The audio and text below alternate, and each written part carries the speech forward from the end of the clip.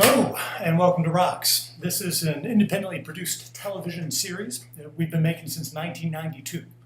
We started off in a basement in Bloomington, Indiana. In fact, I'll play you a clip from that right now, from our very first episode, in which Jay mixes up an amaretto sour. I am going to Midwestern guys. No, we're getting kind of low on our sweet and sour bar mix, so I think I'm going to only be able to make one of these. But we will split it forthrightly. This is I'm going to take the volume down a little bit, because there we are, just a couple of drunken fools mixing up drinks in the basement. That's Jay there, he's the bartender.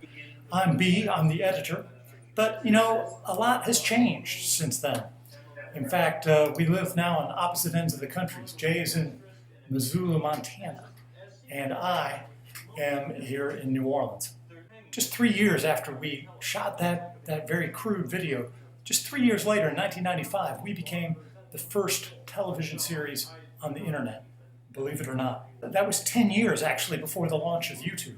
10 years. In fact, this clip that I'm just playing here, this amaretto sour clip, was the first clip from our series that I put on YouTube. But it was not actually the first clip of video I put on YouTube. I was a little distracted at the time. YouTube, you may remember, launched about the same time as Hurricane Katrina. Living in New Orleans, you can imagine, I was a little bit distracted. So the first video I actually put on YouTube was this one. It has no audio. As you can see, it's a big old crane tearing a house down. We were concerned about demolition. Unwarranted demolitions during this period. This was, and then this guy walks in and tries to tell me to stop shooting the video. Pretty funny stuff. I uploaded this video. I published it on YouTube in February 24, 2006. Okay, that was just 2 months after the official launch of YouTube. So not too bad, given that I was living in a disaster zone. But what I wanted to note is it's been viewed 802 times. So let's compare that statistically to this amaretto sour video, which has been viewed 2,880 times. Back when we were producing television for cable access, we had no idea how many people were tuning in.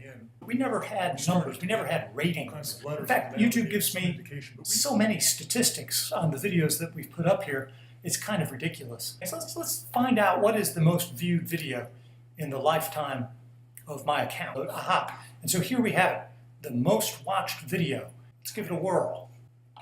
Not in passion of lust, like the heathen who know no God.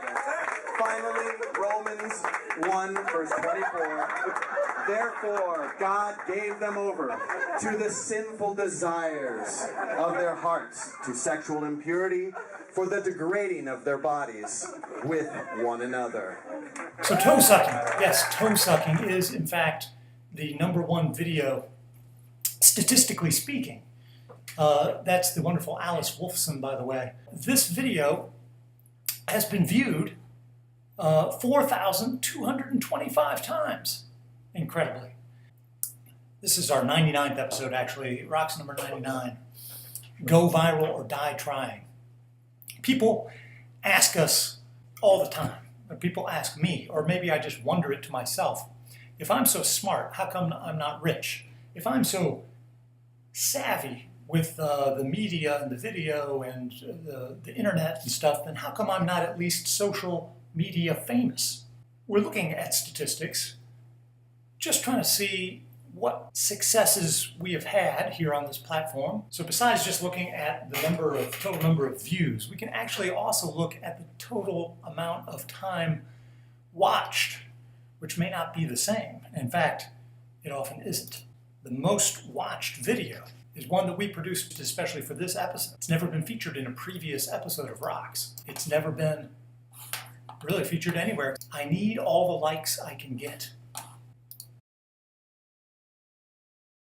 And now, Councilmember Volan. This is from the mayor's office. Whereas, although Joe Nickel and Bart Everson didn't set out to become television pioneers, that's exactly what happened when J&B on the ROX hit the airwaves, quote unquote, on July 7th, 1992. And whereas with little broadcast experience, a fair amount of Midwestern chutzpah, and absolutely no budget, Joe and Bart, hereafter referred to as J&B, soon became a weekly late-night fixture, attracting a loyal fan base of students, sleepwalkers, sleepwalking students, bouncers, barflies, retired mixologists, and insomniacs. And whereas week after week, Carl Orff's O Fortuna signaled the start of something somewhat magical as J&B pushed the bounds of free speech and good taste for a full 30 minutes. And whereas, now therefore I, Mark Cruzan, Mayor of Bloomington, do hereby proclaim July 7th, 2013 as National ROX Day in Bloomington, Indiana, in honor of the 21st anniversary of this groundbreaking TV show. Here to receive the proclamation is B. Bart Everson.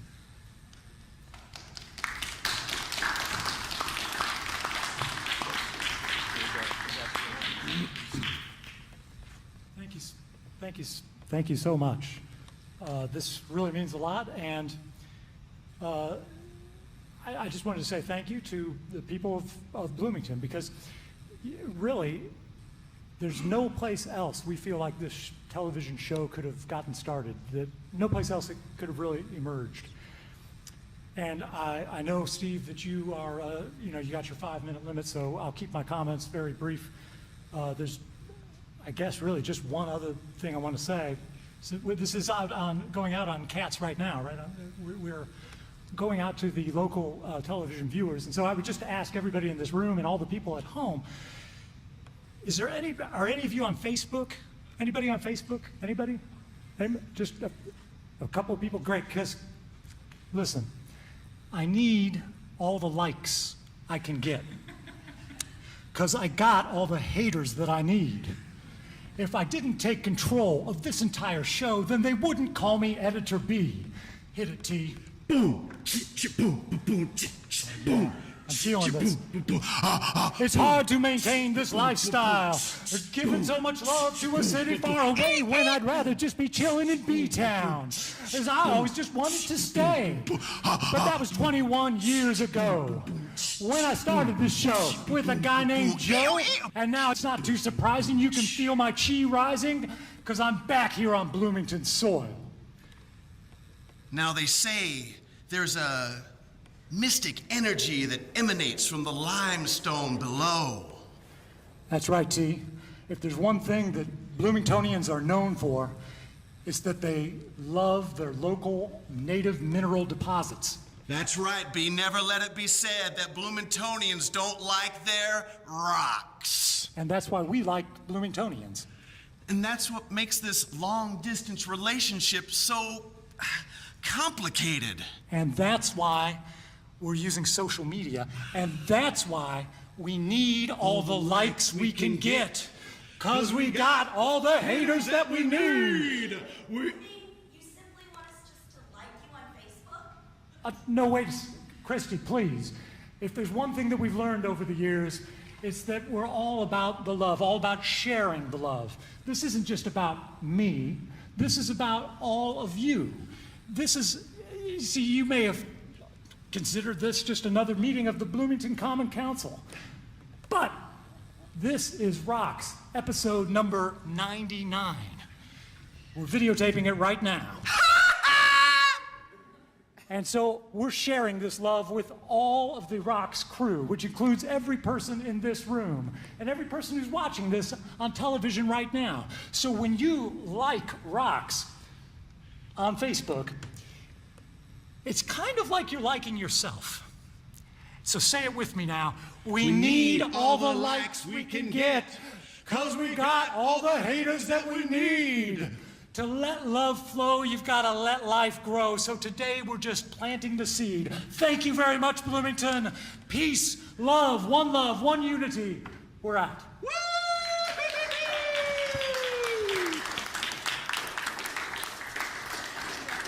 I would humbly ask the council to consider that to be part of public comment. Thank you very much.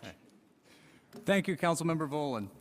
We produced that specifically with the aim of trying to make a viral video. It only has 906 views, but it has more watch time than anybody else. People watch more of it, in other words, 1,693 minutes. And we can zoom in on these statistics, see the little spikes and so forth. This is also our most liked video. Hold on to your hats, folks. It's been liked 45 times.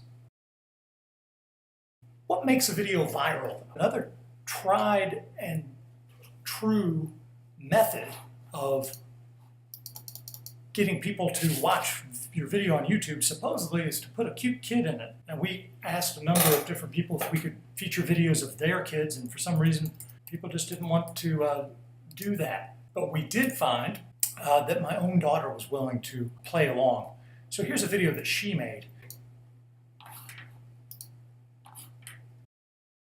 Hi, I'm Persephone Everpax, and today I'm going to teach you how to make one of my inventions, banana honey cocos.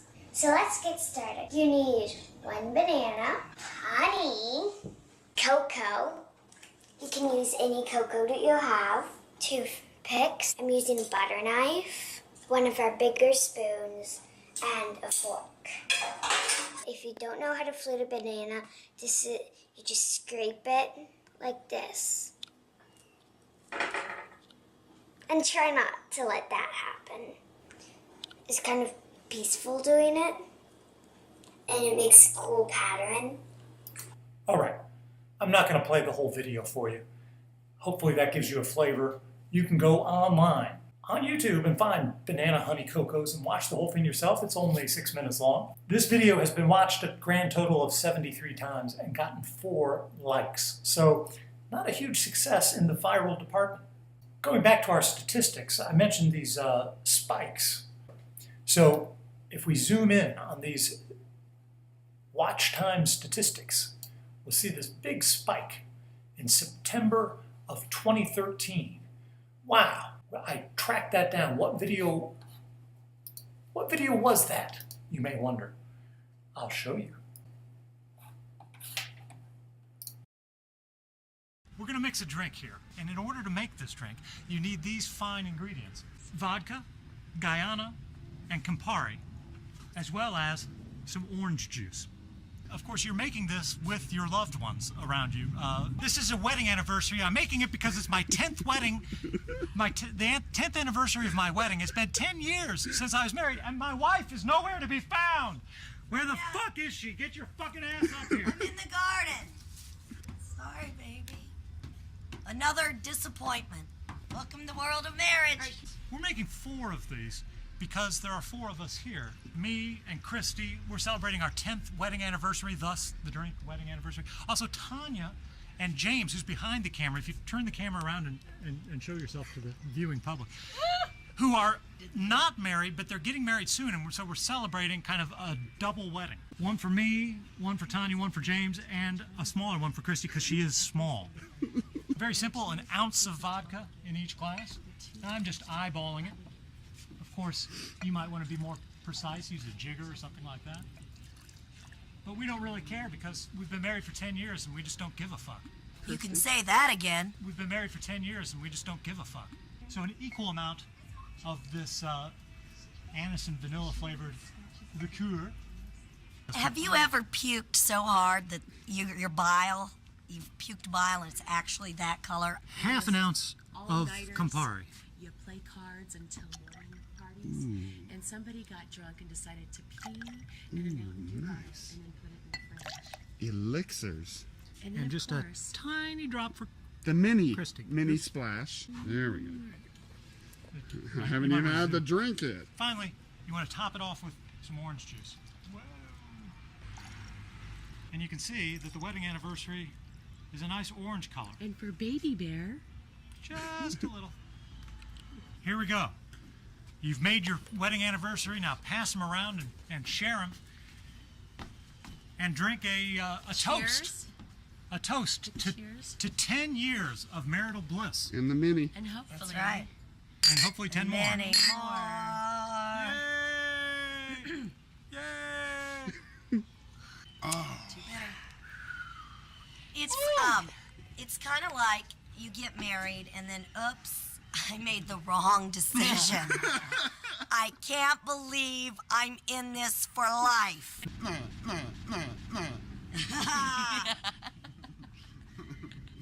All right, it's only been viewed 115 times. In fact, it's not even a listed video on my YouTube account. It's unlisted. If that's the biggest watch time spike, what about the biggest view spike in terms of raw number of views, not minutes watched? Going back to June 2011, 308 views in just one day.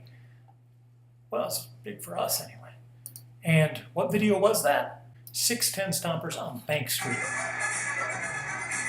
I shot this right from my front driveway, right in front of my house, believe it or not.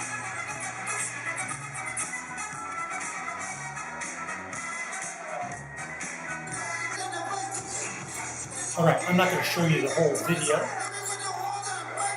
You can, of course, watch it yourself. Just search for 610 Stompers on Bank Street and you'll find it. It's only been liked 4 times, believe it or not, but it's been viewed over 1,000 times. How did so many people find this video? Well, they must have posted it on some kind of social media. All right, I gotta stop watching this video. It's funny to watch these guys dance, right? Anyway, it brings up really the truth about how a viral video works. You know, most of us think, I certainly kind of thought that the idea of when you hear of viral videos, that it kind of spreads like a virus. From one person infects a few others and they infect a few more. People just keep forwarding a particular video on to all their friends and their friends send it on to their friends because it's just so irresistible, the content. But I don't think that that's what happens actually in most cases. In most cases, a video will just get shared in some kind of large venue. Like if somebody publishes a link to a YouTube video in a major corporate mainstream media venue, let's say the New York Times or Huffington Post or something like that, or if somebody very popular just shares something on social media, if it's posted to like a Facebook group that has a lot of members, boom, lots of people will watch it.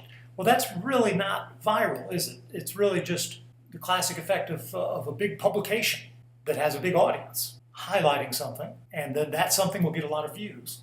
Let's look, for example, at this spike in March 2018. There's a big spike in terms of number of views, and even bigger, it looks even bigger in watch time.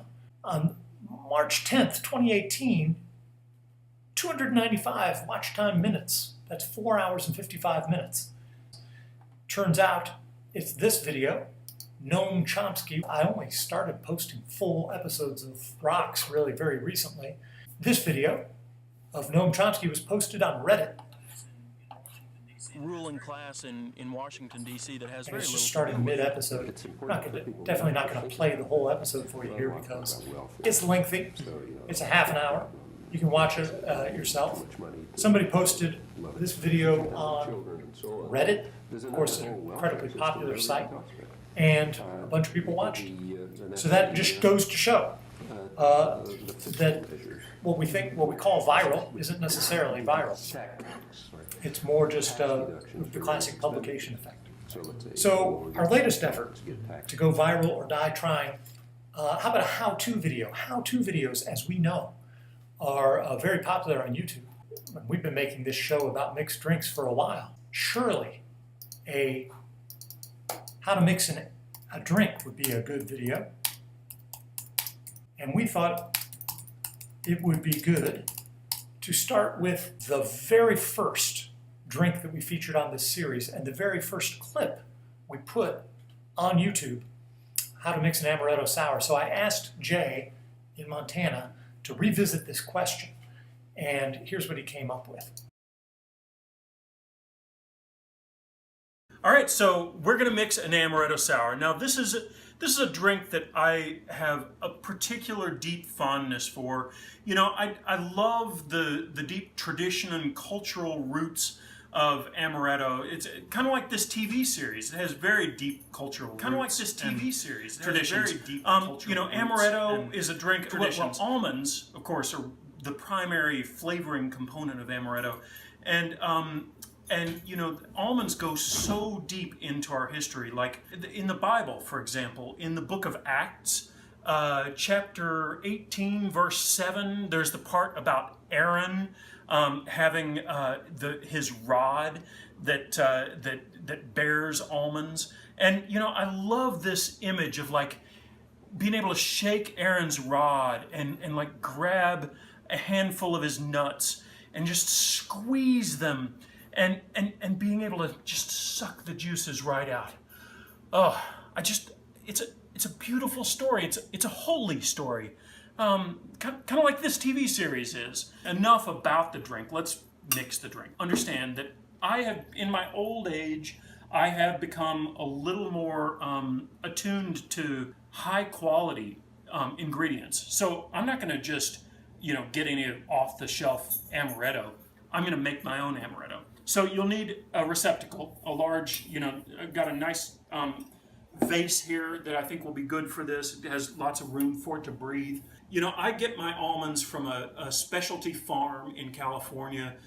It's actually called Aaron's Almond Farm. And so I'm just going to reach in Aaron's nutsack and grab out some almonds here. And what we're going to do is we need to crush these almonds. So I'm just going to take each one of these and very carefully, with love and affection, I'm going to just crush them.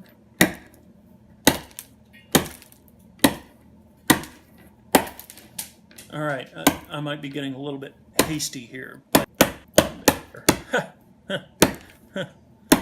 Okay, so that should be probably enough right there. And just carefully, you know, delicately put them in here. I think they're right at the right consistency. We want to add some sugar. You want to just pour a little bit into your hand and then dump the rest in here. Oh, and then we need some water. I don't like to use tap water because I'm a purist. We are going to go and gather some pure Montana stream water for this beautiful bottle of amaretto. So here we go. So I am here out on a creek near Missoula where I am going to get myself a quantity of very fresh mountain water coming down this creek. It's pristine. It's unblemished by anything other than just pure natural. You know, you've seen those Coors ads about how great their water is. Well, let me tell you, the water here in Montana is like no other. So I'm just going to get myself a little bit here out of the creek. I don't know if you can see that. I've got this nice, it's a little kind of off color a little bit, but I tell you, this is the good stuff. So now we have our water, we have our receptacle with our sugar and our crushed almonds, and we're just going to pour this in here like so. You can see that it looks wet and kind of crunchy. And then you just have to let this sit for about 9 months. That's the gestation period for a really high quality bottle of amaretto. So we're going to put this down here because this is a cabinet that I never look into. Hopefully there's nothing living down there. And we'll check in on it in a minute. Or no, 9 months. So we have, it's been 9 months and we're going to check on our amaretto now. It's been sitting here. Oh my heavens, look at it. Wow. It's exactly what we were hoping for. We've got a nice, firm, square head. It's got a pleasing, bumpy texture to it. That's exactly what you want when you're making your own amaretto at home. We've got everything else we need to make our amaretto sour. This is one of my favorite amaretto sour glasses. It looks like it has genital warts, which, you know, is a pleasing thing when you're drinking something sour and yellow. We need some ice. Now, ice is the soul of a cocktail, in my opinion. I've started ordering my ice online. This is Les Demoisel's Artisanal Ice, which I get on the internet. No.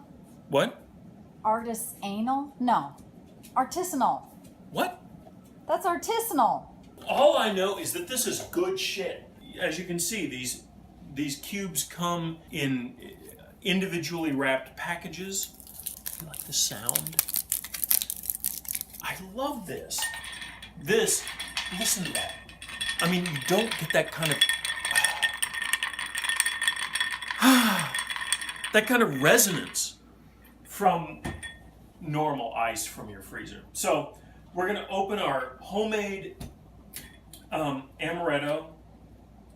Be careful removing the lid. And then you want to pour about 1 ounce of this into the glass.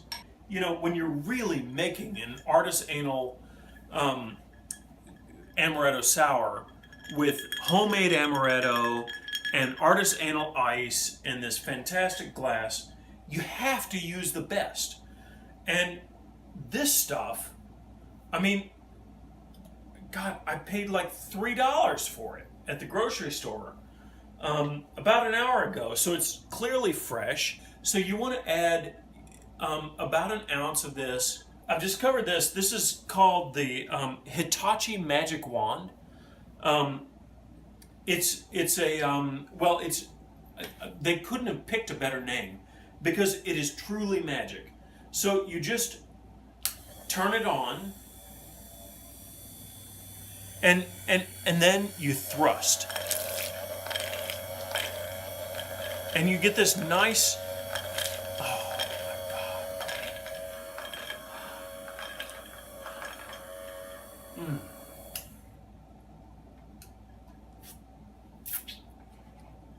God. Oh, who knows where that's been?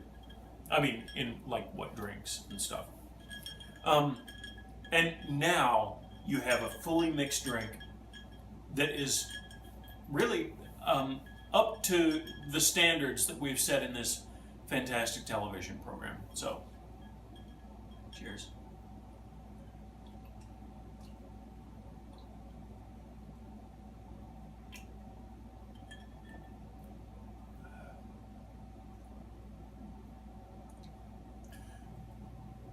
I would pronounce that as distressingly piquant. All right. Well, there you have it. You can't say that we're not keeping up with the craft cocktail revolution. Let's see how that video is doing statistically, shall we? We see we did get a big view spike when we originally posted it on social media, and it's kind of languished ever since. Primarily, our viewership has been from the United States, with a little bit of Austria, United Kingdom. We did get one view from Bulgaria. But the question, of course, 168 views, 168 total views. If we compare that to the original Amaretto Sour clip with 2,882 views, but it's been online over 10 years. I guess that's a wrap for this episode. You know, it's just me here in this editing studio. Jay is on the other side of the country, but I hope to see him very soon. We're doing a live event in Bloomington on the 26th of June, so if you're seeing this before then, I highly recommend that you make your way to Bloomington and join us for that. Tickets are on sale now. You'll find them at thecomedyaddict.com, and it is a fundraiser for WFHB Community Radio. We're celebrating our 25th anniversary, our tarnished silver anniversary, if you will, the anniversary of our second season and the digital re-release of our second season. This has been ROX number 99. Go viral or die trying. I am editor B at an undisclosed location. If I don't see you in Bloomington, just wait for our 100th episode because it's going to be so much better than this.